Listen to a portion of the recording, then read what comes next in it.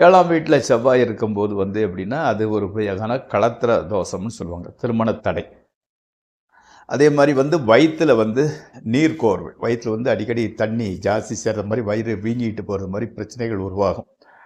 அதே மாரி husband and wife மத்தியில அடிக்கடி ஆர்கியுமெண்ட், கலகங்கள் வருவதற்கு உண்டான வாய்ப்புகள் இருக்கிறது.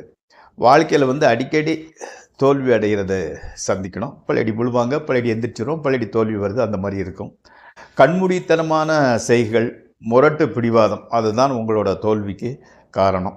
அதே மாரி சிரசில் உஷ்ணம் ஜாஸ்தி ஆயிரும். அதே மாரி பித்தம்னு சொல்லுவாங்க இல்லையா? அந்த பித்தத்தினால் ஏற்படக்கூடிய நோய்கள்.